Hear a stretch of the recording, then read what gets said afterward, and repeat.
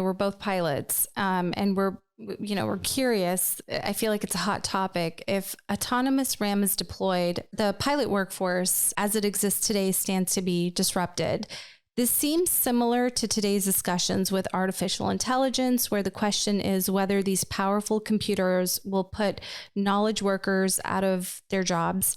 So in the same way, if companies like Xwing are successful, how might pilots and the profession be affected? Great question. I think there's really, I love this question because it is such a hot topic. It is such, it's always mentioned in these kind of conversations. And I think it's really, it's good to bring this to the forefront of, hey, there is, I feel like historically we've seen so much of what new technology, what new advancements bring, and it's never okay. Let's put humans and knowledge workers off to the side.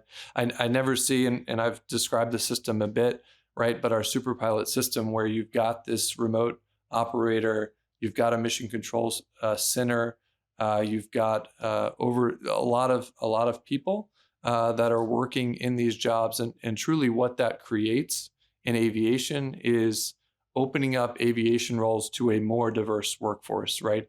Where we've got remote operators. They don't have to travel away from their house, right? They'll be more accommodating to people with different physical needs, more reliable work schedules, which will allow some, primary caregivers to be able to actually take these jobs if they love aviation and want to be involved.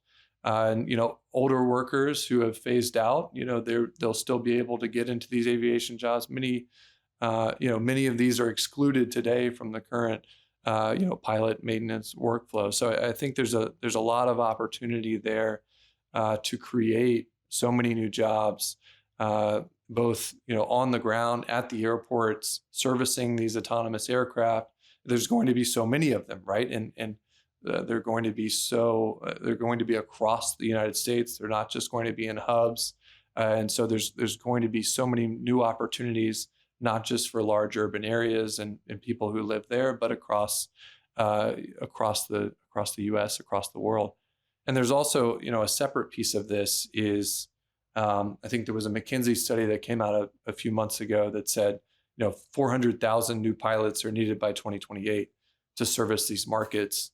And so it's really, if we want to see an expansion of what air travel could be and how we can bring air travel into our daily life, then this is something that's needed to augment what we have today in traditional aviation, and really try to work out, okay, how do we create these new opportunities, and provide a pathway for more people to get into aviation.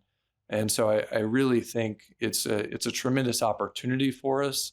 It's not a threat. It's going to add so many options, so many opportunities for people that aren't able to have the pilot type of a typical pilot job. It's so fascinating that you said that, because it makes me think about when Apple was coming on the market back in, I think, 1970s or late 70s. And Steve Jobs gave this interview where he talked about the computer being like the bicycle of the mind, and it was freeing people from the drudgeries of work, just mechanical things that you used to do before. The computer would help ease some of that burden and also equip you to do other things. So, I mean, the fact that we're doing this podcast recording, virtually is because of the computer. And as you said, it also opened up the economy to other jobs that didn't exist before. So, people tend to be afraid of new technology, but it tends to do more good, net good, than bad. Yeah. So much historical precedent there, right? And people being scared that, oh, well, I feed horses, so, with this car, I can't do it.